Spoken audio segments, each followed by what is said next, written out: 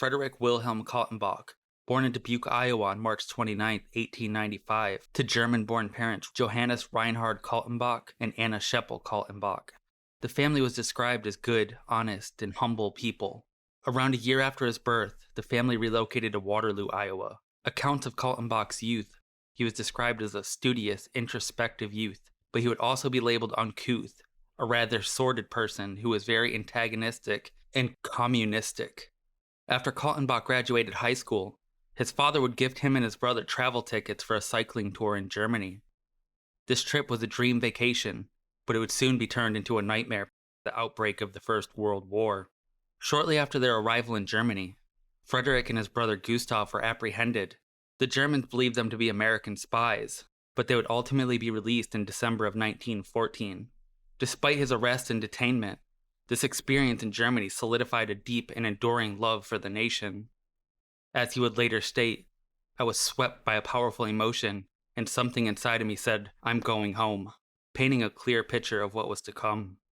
Upon returning to America, he enrolled in Grinnell College, and in June of 1918, Kaltenbach enlisted in the United States military.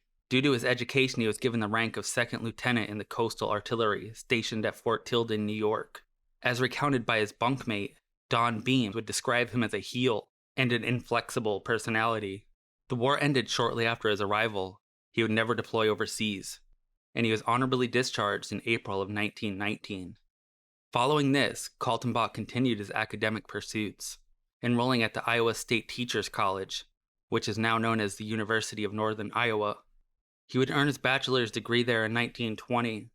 Despite this degree and his qualifications, he wouldn't take up a career in teaching. Instead, he dedicated the next 7 years to a job as a farm appraiser. Ultimately, he found his calling as an American history teacher in Manchester, Iowa. Kaltenbach also served as the first president of the local YMCA, but he would continue his education, funding his master's degree in history from the University of Chicago with a job as a janitor.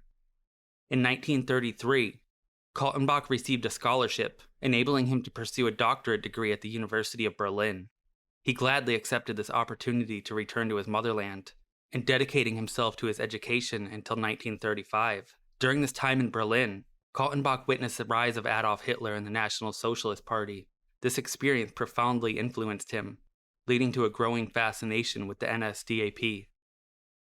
Upon returning to America, he resumed his teaching position at Dubuque, and shortly thereafter established a youth organization that would be called the Militant Order of the Spartan Knights.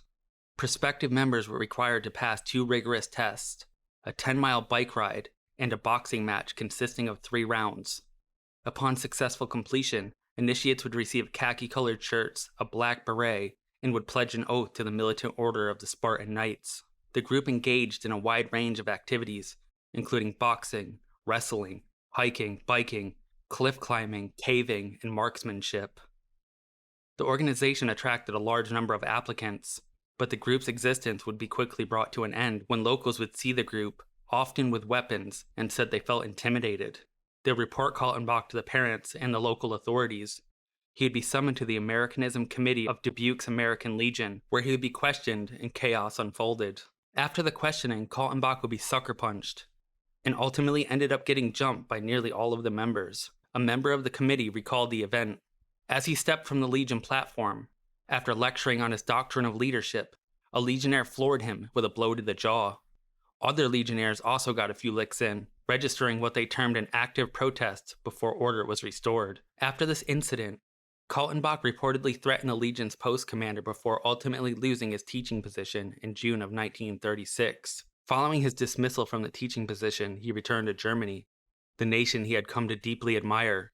He secured work as a freelance writer and translator, producing many papers, one titled Self-Determination, which addressed what he believed to be the issues with the 1919 Treaty of Versailles. His writings also explored issues of nationality, race, became more pro-National Socialist. Much of his writings have been lost to time. In 1937, he penned a letter to a friend stating, "We German Americans, with our traditional conservatism, cannot stand by and see our American spiritual heritage threatened by Bolsheviks like labor leader Lewis and his ilk. We still cling to those ideals of a homespun democracy which Lincoln stood for. The German element helped Lincoln save the Union. maybe we are today called to save America. In February of 1939, Kaltenbach married Dorothy Peters, a German woman with connections to National Socialist officials. She served as a secretary for one of Hermann Göring's journals.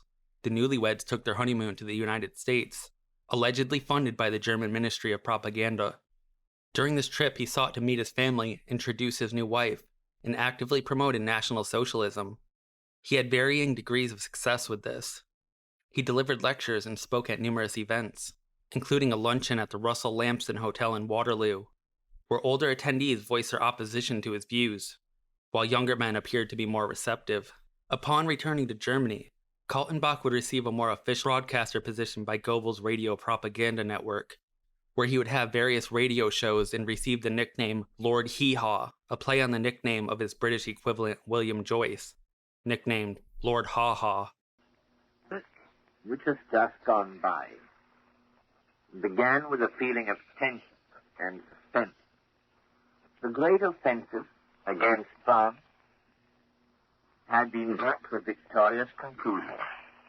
The French had laid down arms, and throughout the world people wondered when the final act, the offensive against British soil, would come.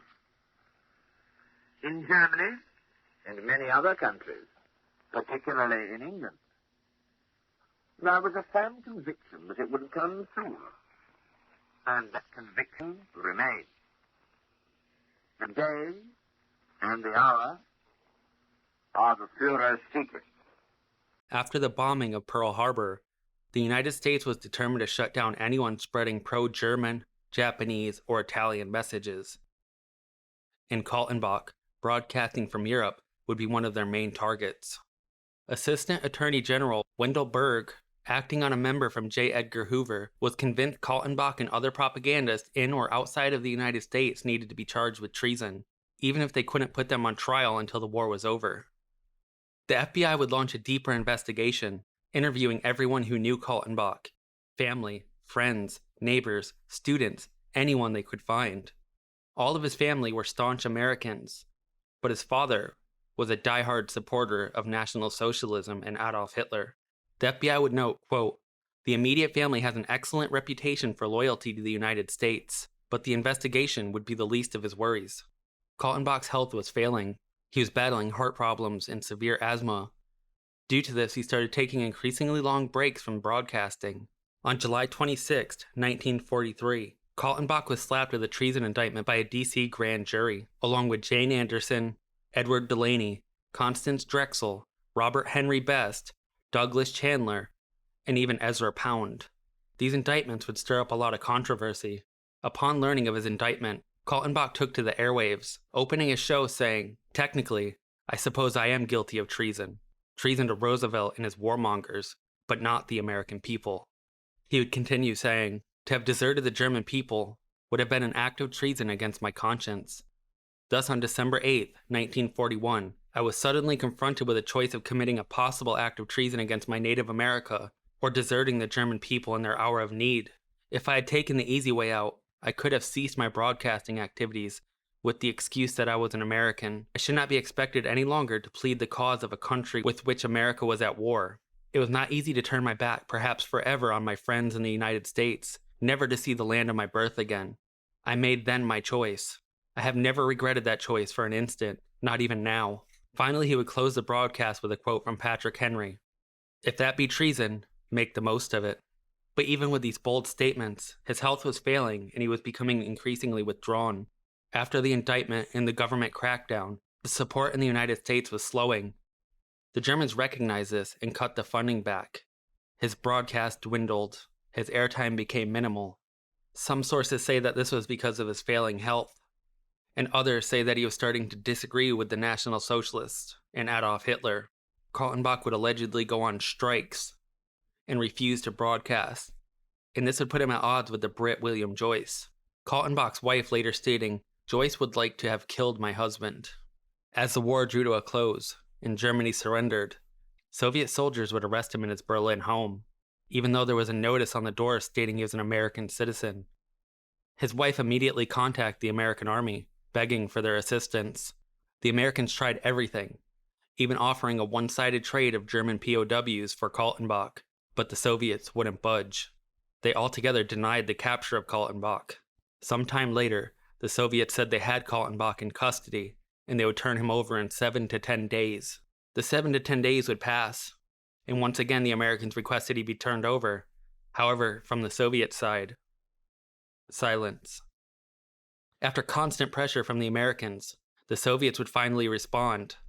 They'd state that Kaltenbach had died in October of 1945. The Americans demanded a death certificate or the body for verification. But the Soviets once again responded with silence. For years, the Americans couldn't confirm the Soviet story, so the treason indictment remained. Finally, in 1948, the U.S. District Court declared Frederick Kaltenbach deceased, despite no verification, and they dismissed the treason indictment.